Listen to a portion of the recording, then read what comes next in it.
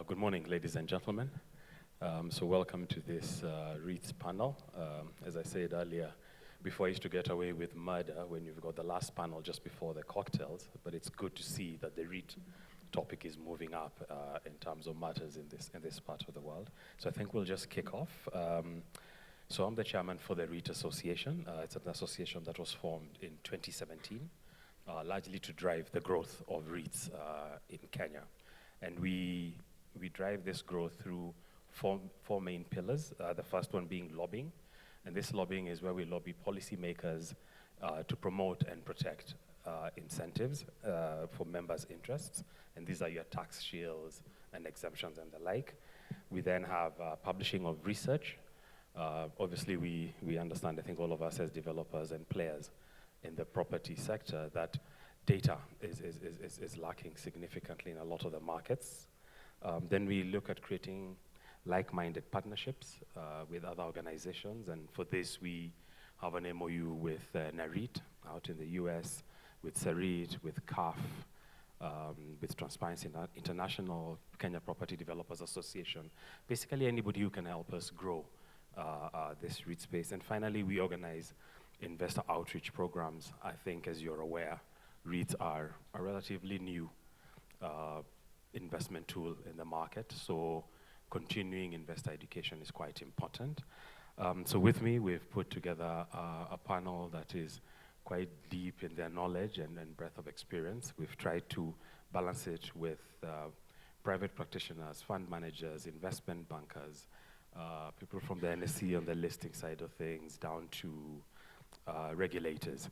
So I think at this juncture, I'll just ask them to introduce themselves. So we'll start with Bithe on my left, and then we'll go down, then we can kick off with the questions. Thank you so much, Ken, and it's such a pleasure and delight to be part and parcel of this panel. Good morning, ladies and gentlemen.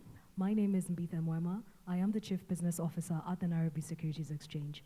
My background is in investment banking, and my mandate at the NSC is to facilitate uptake of products by the NSC. Our focus this year has been on affordable housing and the uptake of the Real Estate Investment Trust as a structure that facilitates this, not only for affordable housing, but also for the private sector and the pension industry. If I was seated here a year ago, I would not have been as delighted as I am today. But when I sit here, I'm very excited to say that earlier this year, we actually had the president come and launch the issuance of a REIT, an investment REIT by Lab Trust on the NSC. This was valued at 7 billion shillings. We were very, very delighted. And on the back of that, we actually have gotten another approval, another issuer who's actually looking to come into the market, a similar structure. It's an IREIT, and that's valued at 8 billion shillings. So really my mandate when I sit here, when I engage on REITs, it's not the advocacy, but it's to come to you and tell you the REIT structure makes sense. When will you be ready to sign on the papers and come onto the markets? And we're here and ready to support you. Thank you so much. My name is Hilda Njoroge. I'm currently the head of a property business at Corp Trust Investment Services Limited. Typically, that's a fund manager. So basically what we do is that we manage segregated funds, which includes investing our clients' monies in various investment classes, including REITs. And I'm also the secretary at RAK. And I've been involved in this REIT journey since the beginning. Thank you. All right, thank you. Yeah, and my name is Rongo Agema. I'm in NSC. I'm the Chief Officer, Strategy, Risk, and Compliance, and I've been part and parcel of the growth of the REITs market, especially to do with policy, but also part and parcel of the other REITs that have come to market in terms of, we worked with, if it was Aecon when they were coming, onto the USP and also other REITs. So we have a wide knowledge of experience and also solutions, especially with the upcoming REITs toolkit. And I can see Zorova Singh in the audience, part of what we'll be talking about, because we have something fresh that you can actually help you to come on board and issue your REIT, or if you have any questions, it is a system where we can be able to work with you. So delighted to be part and parcel of this panel. Thank you, Chairman. Good morning, ladies and gentlemen. My name is Karimi Waroi, currently the head of investment banking at Renaissance Capital for East Africa. We are a global investment bank that focuses especially on frontier markets and emerging markets. We were intimately involved with the setup of the Aecon D-REIT and the I-REIT, and so this is a sector where we are quite interested in being a part of. Thank you. Thanks. Thank you, Karimi. Morning, my name is Brian Mwindi. I'm a partner and head of corporate and commercial at OK Law. We have about 4 authorized REITs in this market. Together with the team, we have structured, advised, and continue to advise 3/4 of those REITs. So very, very experienced in this sector. This is what we do on the daily. I confirm what's been said previously.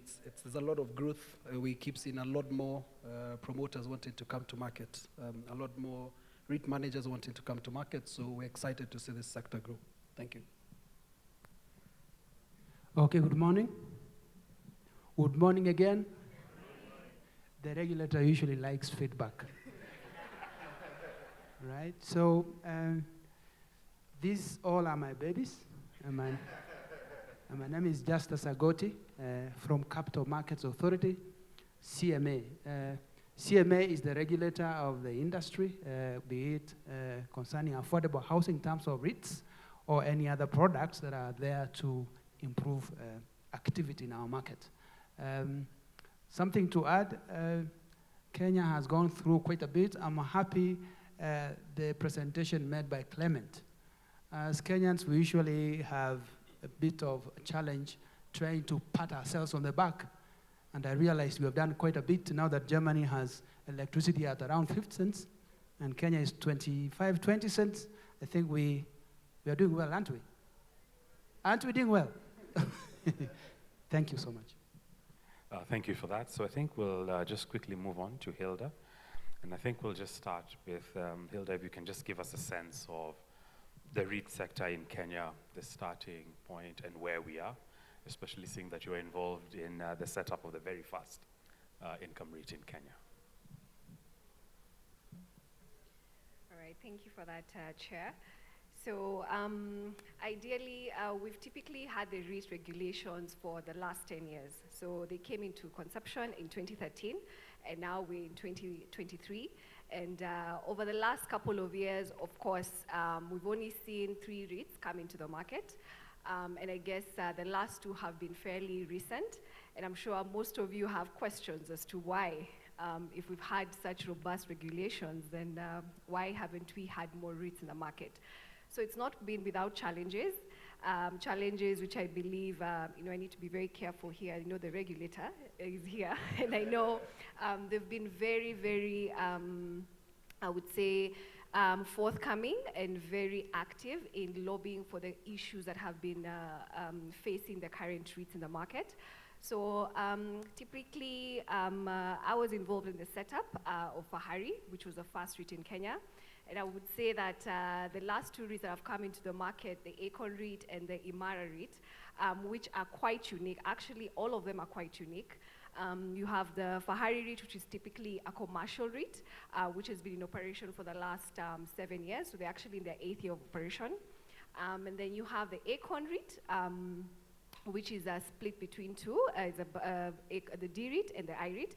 And I think they did a good job in really sweetening the deal for investors, especially coming from a fund manager's standpoint. Our primary job is to look at what are the other competing investment opportunities that we could invest in that would meet our client target returns. And of course, that's a very high bar. So they did a very good job in trying to sweeten that deal and giving investors a bit of exposure into the D-REIT, which gives, boosts their returns. Of course, it's high risk, high return, but there's a bit of an element of mitigating the risk by having them make it a 70-30 split between the I-REIT and D-REIT respectively. And then we have the Imara REIT. As you know, CPF, which is the County Pension Fund, is ideally one of the biggest pension schemes, I think second to NSSF in the country. So it caters for pensions specifically for all the employees of the county government, all the 47 county governments in Kenya.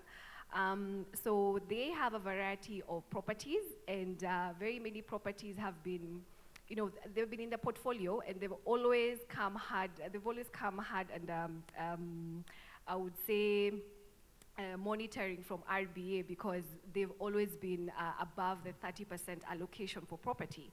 So what they decide to do is to sort of put their properties into a vehicle, and also to just start professionalizing and just making sure that they've reduced their allocation to property under the main scheme. So that REIT is actually very varied. It has a school, it has an infrastructure facility where, I mean, they provide services, they have apartments, they have an office block, they have a mall, so it's quite varied.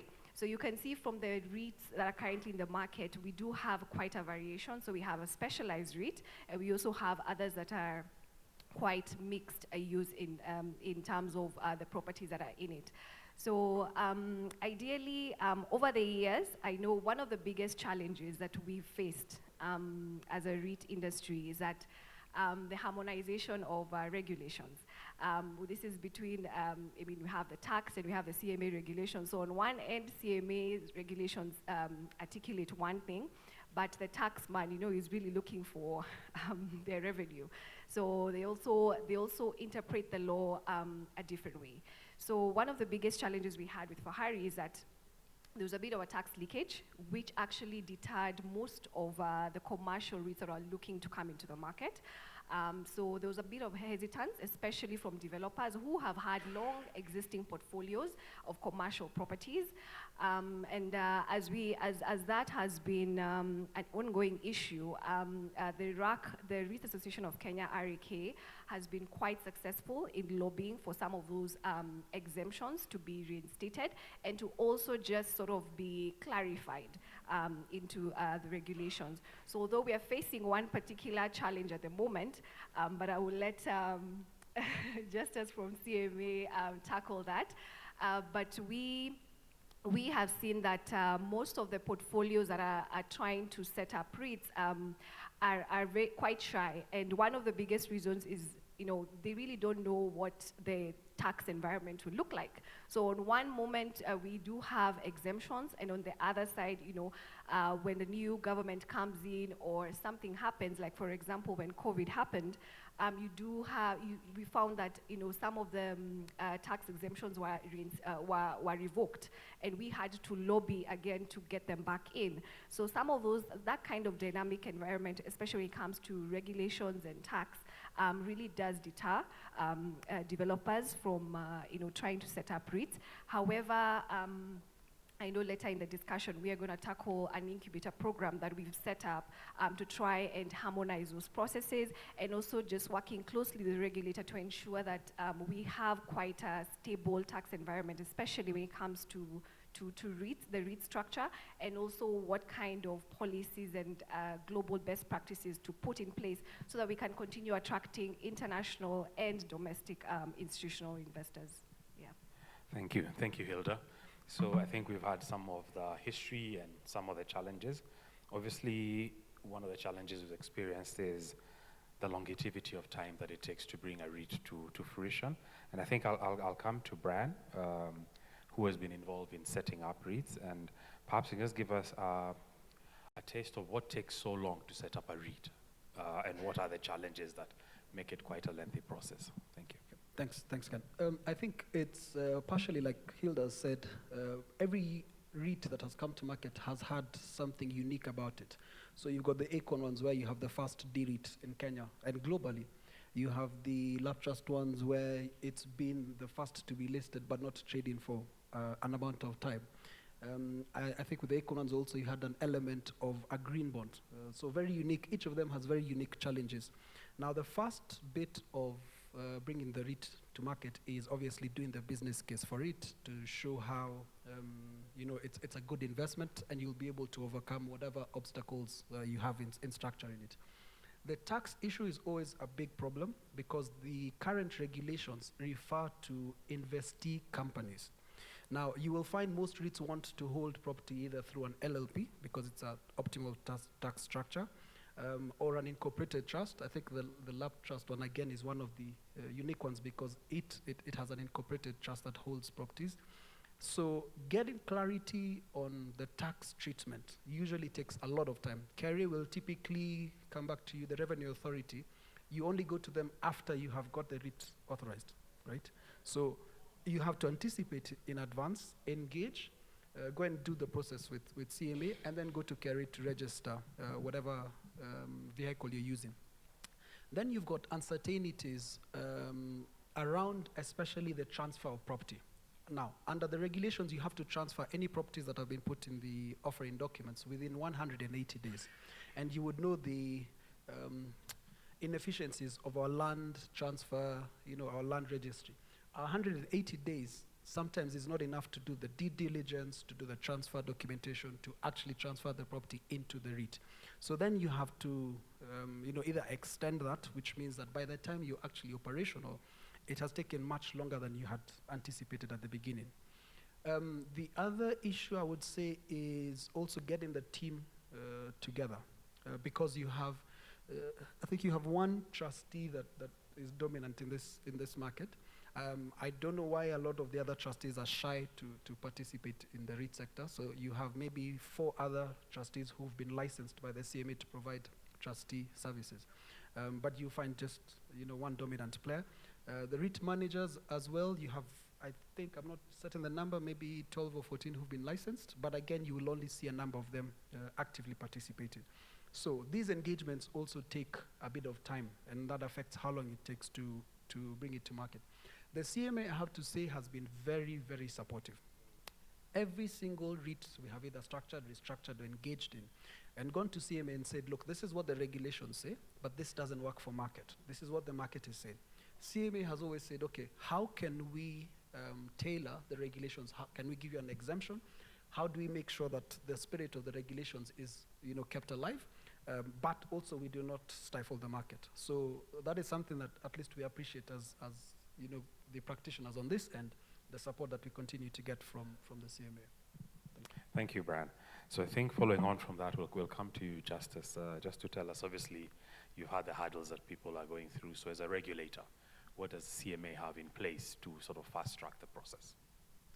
Yeah, thanks, Ken. First of all, he made a very good comment. That's the point at which you should have clapped for me. I waited for it, but it didn't come through, but it's okay. Now, there are a number of challenges that you have identified and appreciated. A lot of times in a market, we are always evolving. And as challenges come, you try to address them, so then you are more effective in terms of how you regulate the market. Now, on the number of days it takes to do a registration, because of, as you said, the inefficiencies within land registry and all that happens in there, perhaps we could have a conversation on, so how do we address this? Do we need to increase the number of days, or do we need to engage the land registry more so then they prioritize issues to do with transfer of assets for purposes of rate issuance? So that's a discussion we can have and see how it can be addressed. Hilda talked about stability and certainty of how tax is administered over time, so that if a declaration is made that a certain item is tax exempt, 1 year down the line, you don't have that again being taken back, and you have to lobby again for you to get that exemption. Now, we are engaging national government to address this, and KRA, of course. You realize as a country, there has been a bit of a challenge in terms of raising enough tax revenue to address some of our needs. And that is sometimes why and I'm trying to think from an individual point of view here, when you lodge an application for a tax exemption, people have to think it through to get a justification, so that, because from their perspective, you are cutting down on what they're collecting.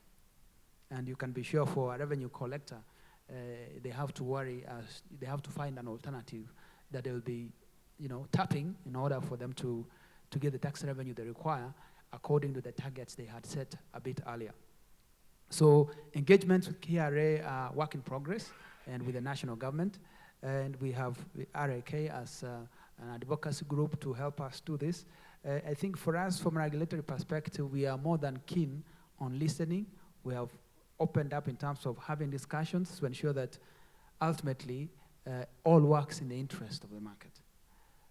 Yes, there are those challenges that have been identified specifically on tax certainty over time, Issues of time, how long it takes to register, all that can be worked through discussions.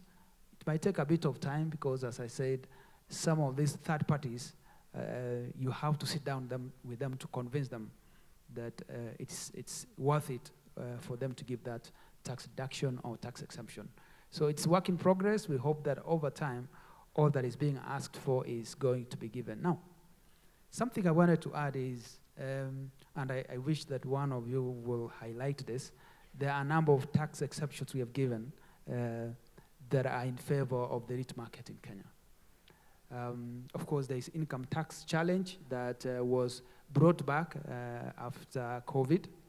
But, you know, issues of, for example, corporation tax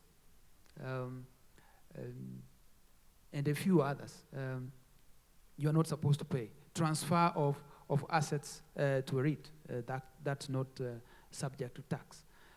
So largely speaking, from a regulatory perspective, we have done what we needed to do to encourage more uptake. Now, if we had a few more players coming to the market and issuing, then perhaps we'll be convinced that some of these exemptions we are giving are actually working. Otherwise, the way it works in Kenya is if an exemption is given and nobody takes advantage of that, somebody realizes, oh, by the way, we can raise some revenue from this. So they'll take it back. You, again, have to take a bit of time for you to convince them to be able to bring it back. So I'd encourage players, take advantage of the avenues provided, and at the end of it all, you'll benefit. In case there are any challenges, come to the CMA, we'll be able to have a conversation and sort it out. Thank you, Justice. I think one of the recurring themes in this conversation is tax, tax, tax. So I think for next year's panel, we will definitely endeavor to get somebody from the Revenue Authority to be on the panel. So I'll want to move to Karimi and Bithe, and it's basically the same question from an investment bank perspective and from a listing perspective. When you're engaging with parties who are interested in setting up a REIT, what kind of returns are they looking at, and how can those returns be enhanced? So perhaps we can start with Karimi, then come to Bithe. Sure, thank you. So generally, I mean, REITs globally have averaged returns of roughly between 10 and 11% on average. The local REITs here have yielded, you know, roughly around the same, about 10% yield. But as Hilda alluded to it, for example, when we were looking at the structuring of the ACON REITs, so where we had the D REIT and the I REIT, and the way we structured it is so that the investors have a blended yield at the end of the day between the two REITs. And the way it was structured is so that that blended yield gives about an 18% yield. Now, the tricky bit when it comes to returns really comes from the investor side in terms of raising capital. As we all know, REITs are alternative investments. In this market, a lot of people have shied away from property. And so when you go to fund managers, institutional investors, and you're asking them to invest in REITs, a lot of the times the feedback will be, they'll compare you against government securities. And government securities have been giving returns of about 14%, 15%. So in order for a REIT to be successful and to actually attract investors, we need to find a way to increase the returns and increase the yields so that we are not competing against government securities. So I think that's one of the biggest challenges, and it's one of the biggest challenges, and alluding to what Justice said, as much as we are issuing the REITs, we need to be able to find investors on the other side. And so getting investors to be interested in the uptake of those REITs, I think that has been one of the biggest challenges as far as the REIT market is concerned. Thank you, Arun. Thank you so much. Let me look at it in terms of the returns to the potential issuer. If you're coming in and your investor is looking for a return, Karimi has covered that. But I think there's also the return in terms of what's the value proposition for you as a potential issuer of REITs. We have seen different REITs come into the market for different reasons. But what we've come to appreciate is that if you're thinking about long-term development of property, if you're going to develop property and either sell the property or over time also generate rental yields from you, then we have found that the REIT structure then becomes a way of blending your finance. So either you're using your surplus returns from your existing shareholders or from previous projects, or you're accessing debt, or then you're beginning to consider, how do I incorporate additional shareholders through the REIT structure?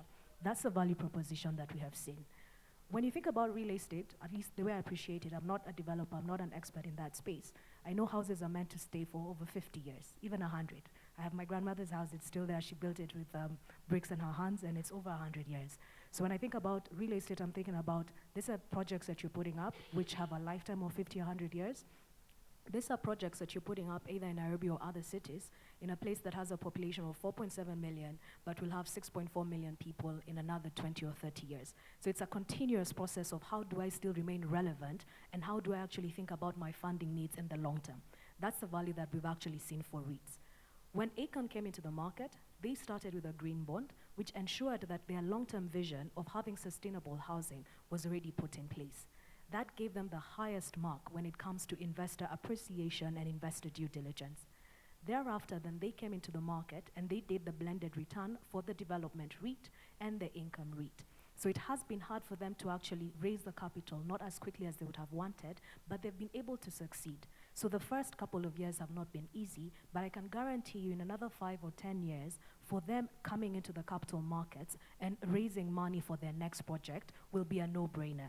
And probably at that point, the debt element of their contribution to their funding will probably be much less. So when I think about returns, I'm thinking not only about the returns that are available to the investor, who's the person who comes into the capital markets, but I'm also thinking about it in terms of what's the value proposition to you as a developer.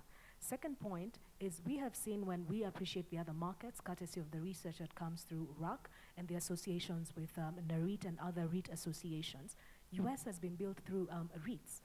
All these properties, whether it's commercial, whether it's warehousing, whether it's hospitals, whether it's rental properties, because in essence, when you're having a REIT, you're saying, I'll start as a main shareholder today, but how can I open it up to other people who are like-minded to continue putting money in? And that allows you to be, if you're not doing it in 50 years, there'll be someone else who's doing it, but there's that continuity of the vision, there's that continuity of the development. So with regards to return, there's that value proposition for the issuer, then there's the return from the investor.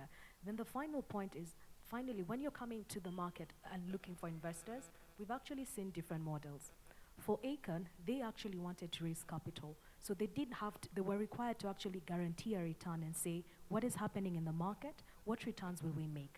Investors made a return in 2 ways. The D-REIT or the I-REIT, to qualify for not paying corporate tax, needs to distribute 80% of any returns that are made. So first and foremost, if you have a lean and efficient REIT, then you're guaranteed and you already have oversight of what kind of dividend will I be getting. So there was a component of the dividend yield.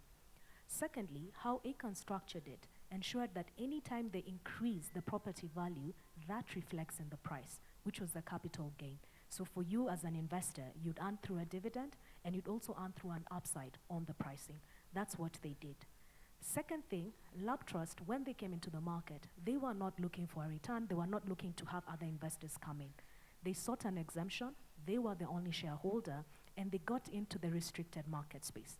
What that allowed them is to actually manage their real estate exposure, comply with regulations, which was advantageous to them. And then if you have noticed, now we've started seeing them going out and marketing the REIT and telling people you can own real estate in Kenya for as little as 20 shillings. So they're creating that awareness, creating that demand pipeline, and they have been given an exemption. They don't need to trade for the next 3 years unless they choose to do so.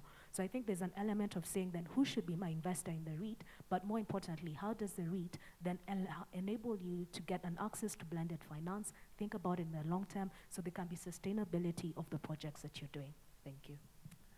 Thank you. Thank you, Mbithe. So now I'll come to you, Irungu. I think we've heard all about the challenges, and I think these are things that we've identified at the REIT Association of Kenya, and we've come up with the innovative REIT Toolkit and incubation program.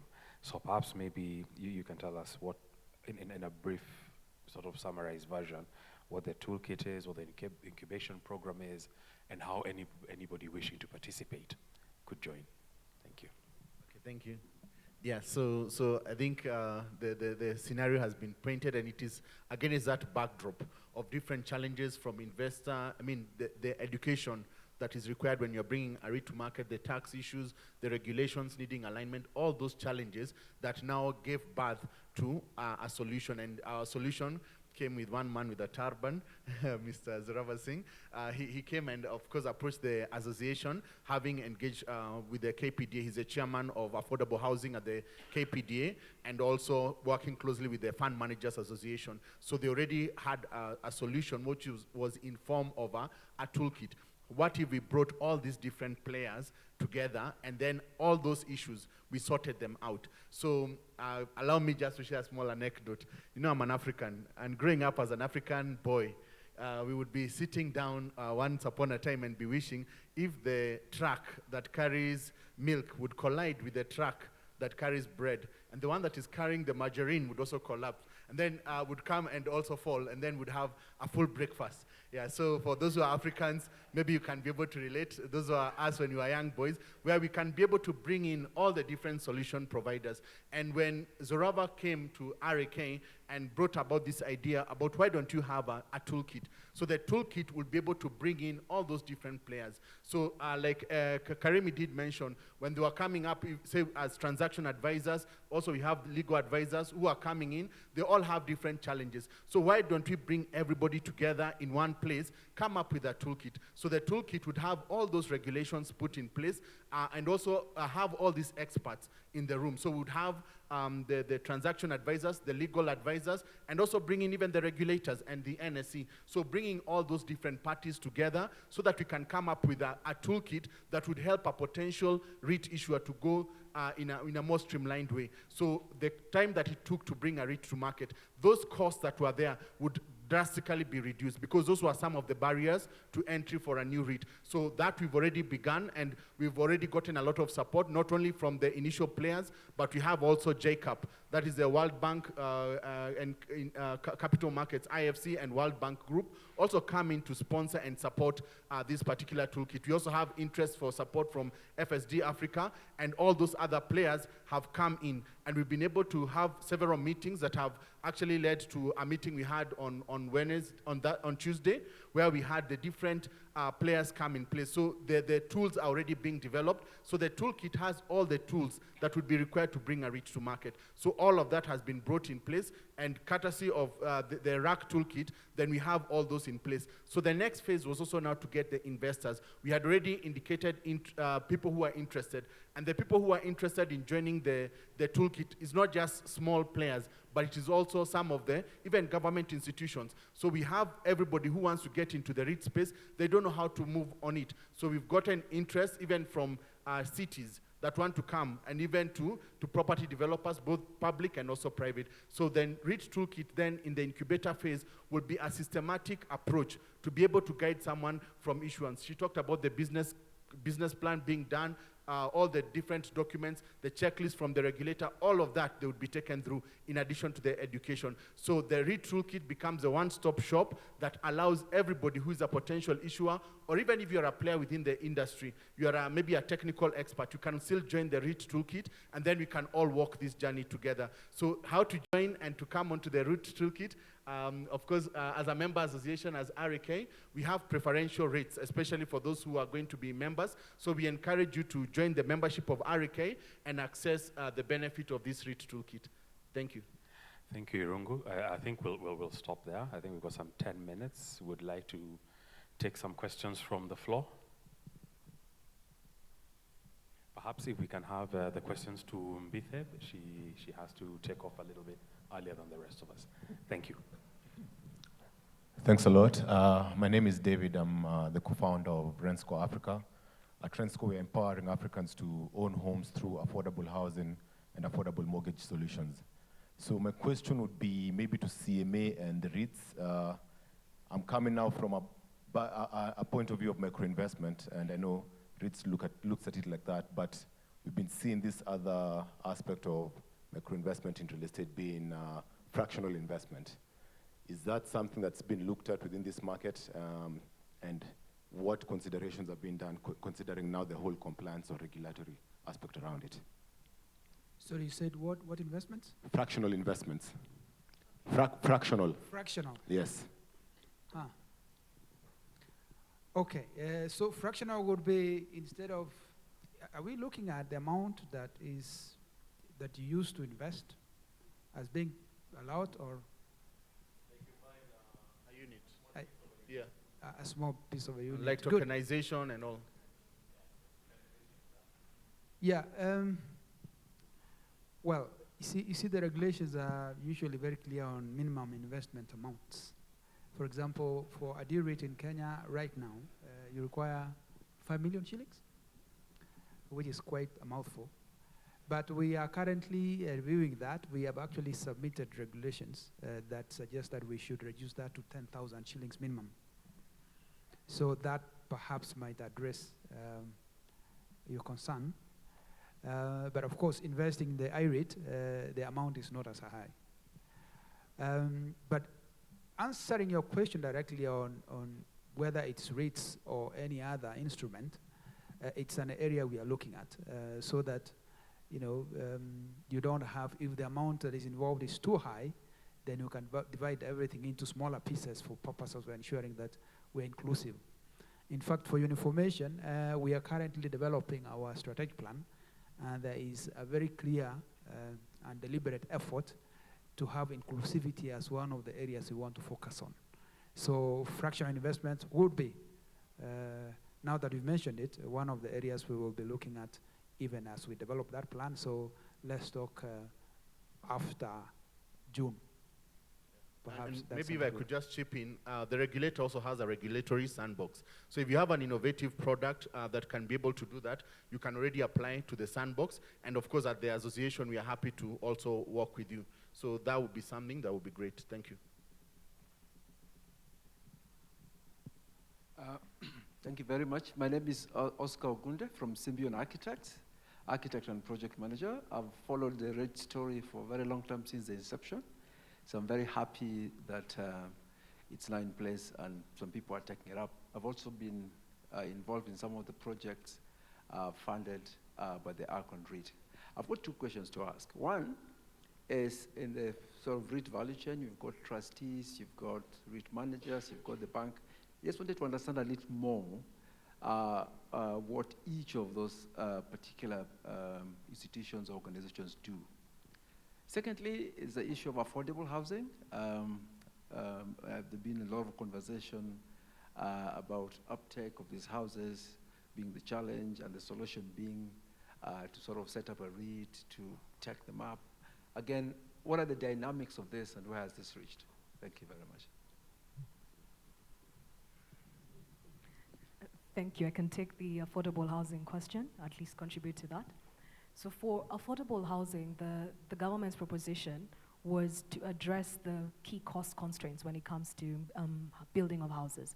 And their contribution was then, do we then allocate land for certain projects? And if we do so, then if the project developer comes in, can we standardize some of the project's inputs, such as doors and what have you, so that you can have a price point, the end price point at a much lower price compared to what has been happening.